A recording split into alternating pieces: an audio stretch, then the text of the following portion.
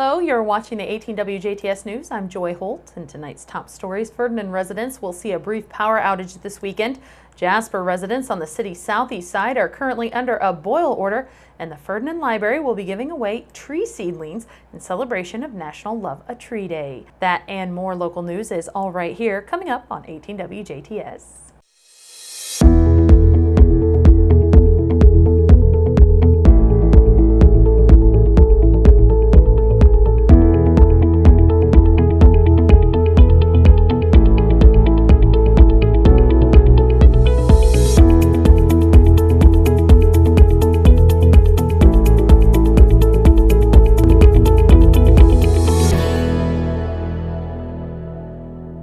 The town of Ferdinand Electric Department will be conducting a planned power outage this Sunday, May 20th, beginning at 6 a.m. This outage is for necessary maintenance work and repairs to the town's electric substation and will affect those customers who reside on both sides of Highway 162, Main Street, between 5th and 18th Streets. The outage will last for 4 to 6 hours with a possible duration of up to 8 hours. Ferdinand town officials extend their apologies for any inconvenience this may cause residents. Anyone with questions may contact Ferdinand Town Manager Chris James at 812-367-2282 between the hours of 7:30 a.m. and 4:30 p.m. Jasper residents on the city's southeast side are under a boil order this evening. The Jasper Water Department issued the boil order on Monday night after a water main break near Meridian and 3rd. Jasper Water Department officials say after repairing the initial break, another break was detected and crews have been working throughout the day today to repair the line. Those affected by the boil order include residential and business customers along the following streets: A, B, C, E streets, along with Hillbrook, Raymond, Highland, St. James, Hill Road, Energy Drive, and 3rd Avenue from Liberty Street to South Meridian Road. The area affected also includes Redemption Christian Church and Du Bois REC offices until further notice. Residential and business customers in the affected area need to boil their water before consuming.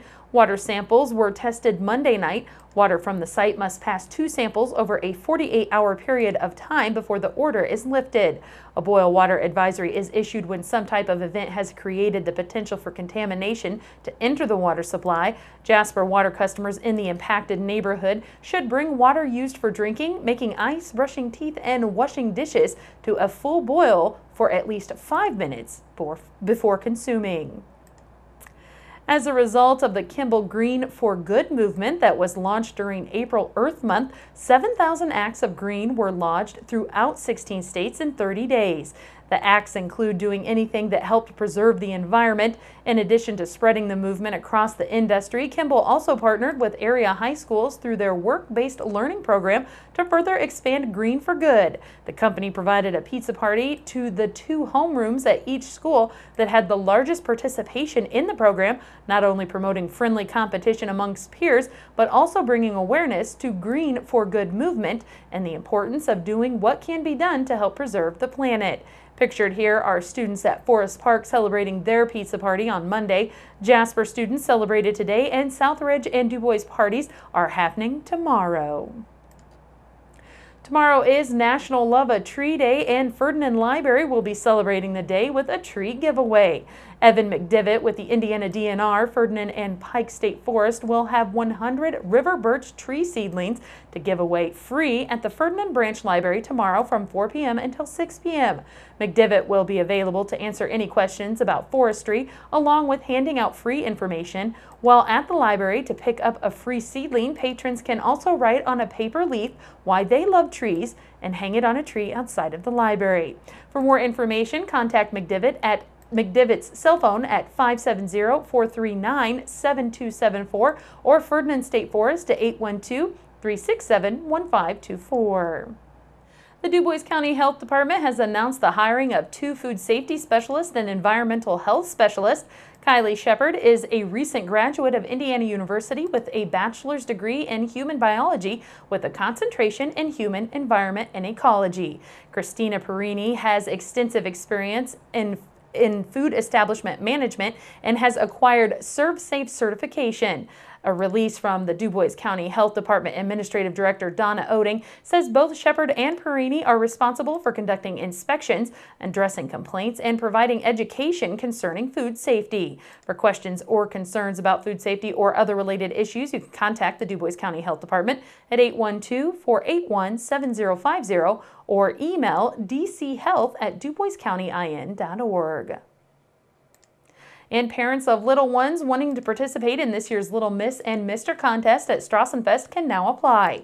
The Jasper Strassenfest Committee is now accepting applications for the 2018 Little Miss and Mr. Strassenfest pageant to be held in conjunction with the Miss and Junior Miss Strassenfest pageant.